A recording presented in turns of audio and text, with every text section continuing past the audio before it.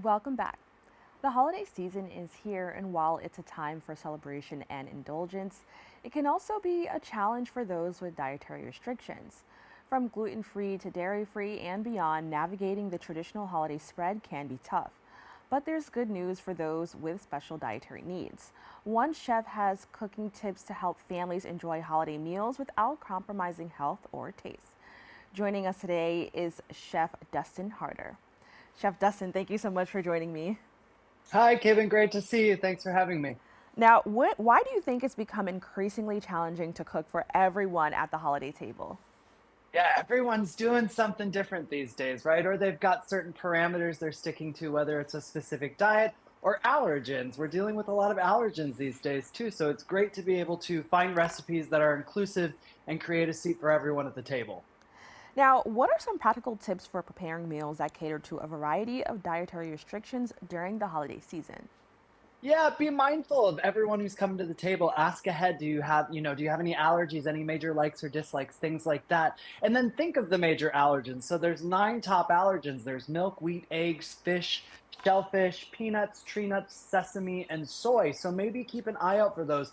I'm told that there's on any holiday table 5 sides, right? So maybe really try and make sure you've got 2 to 3 that can cater to everyone to make sure everyone gets fed.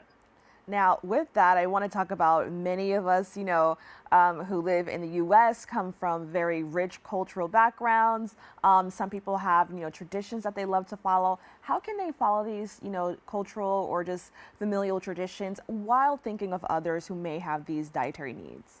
Absolutely. The internet is a treasure trove of information these days. So everything from here is from a website called universalmeals.org.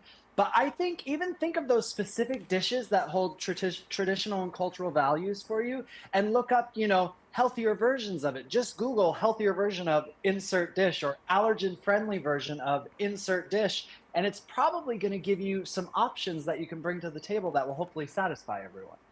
Now, I know this may be a challenge, but I would love for you to explain, why is gluten-free or dairy-free diets challenging during the holidays?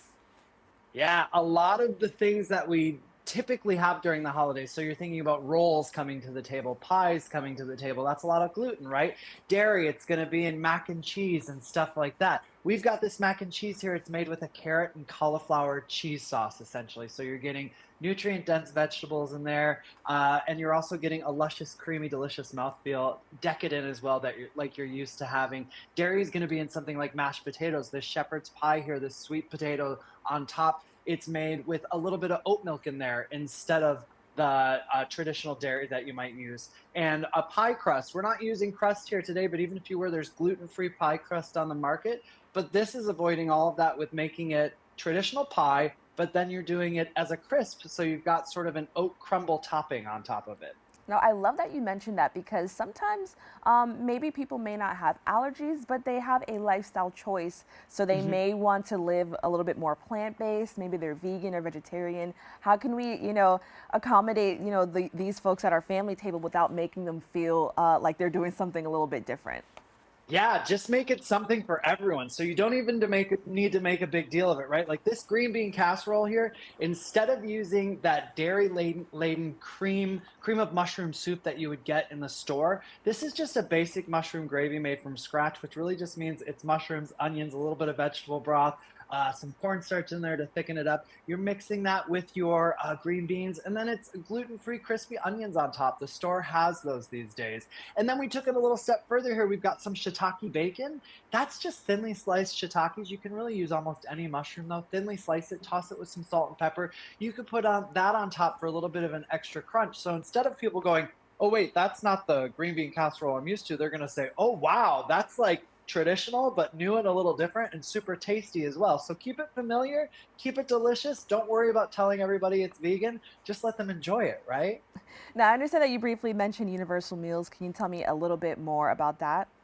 Absolutely. So, Universal Meals, we've got over 150 recipes, all plant based and all void of those top 9 allergens that I mentioned earlier. So, all of these recipes, this pumpkin spice crisp, the cornbread dressing here, the green bean casserole, mac and cheese, this sweet potato shepherd's pie that makes a beautiful centerpiece at any table.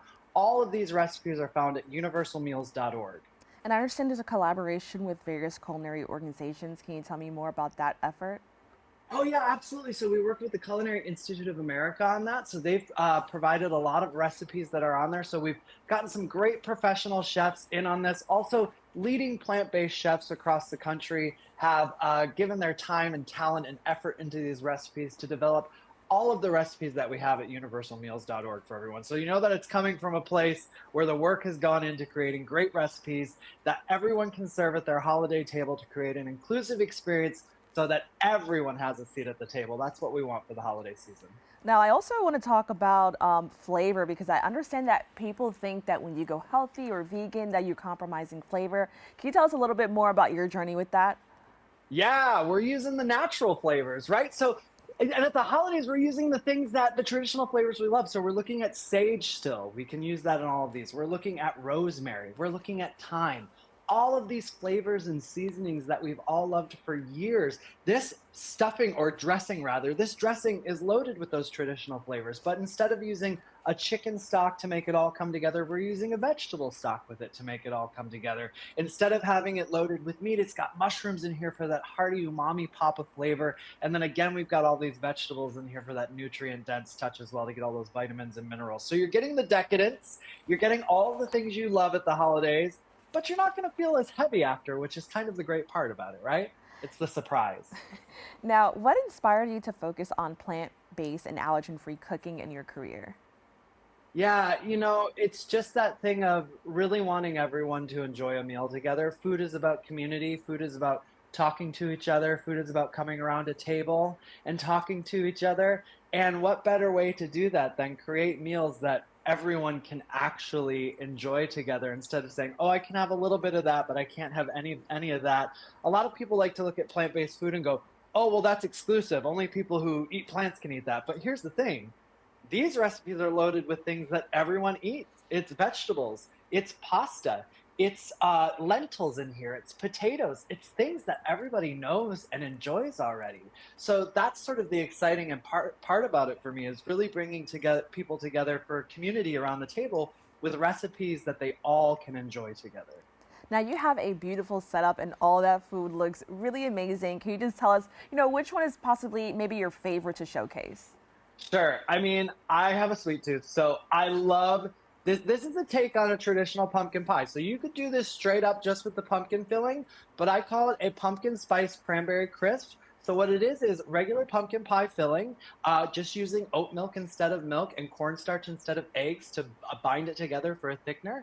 And then we've got fresh cranberries on top, just a little bit to give it a little pop of tartness. And instead of crust, I said before, we're using oats mixed up with a little bit of maple syrup and a food processor, and then we bake it off. You got a nice crunchy crispy top, but again, you could use a gluten-free crust if you wanted to that you can find in the market. My favorite savory is always mac and cheese. I love it, I love it, I love it. I know there's been debates like, does it belong around the Thanksgiving table? And I don't know who said it doesn't, but hands down, I think it does.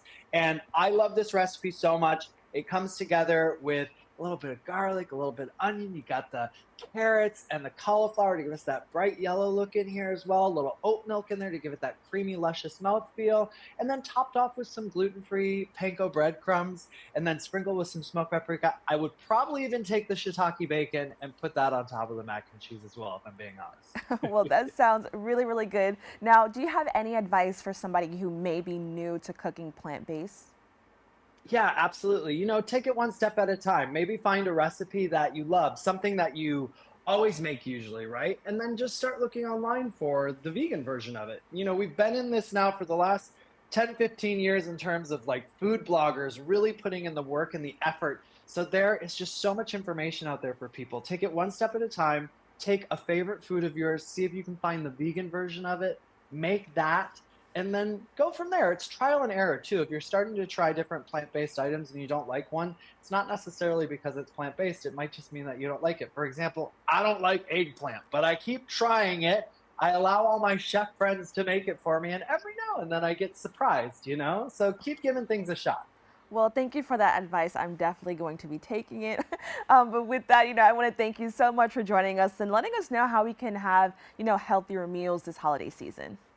Thank you so much for having me, Kevin. It was great to be here. For more information, you can visit their website at universalmeals.org.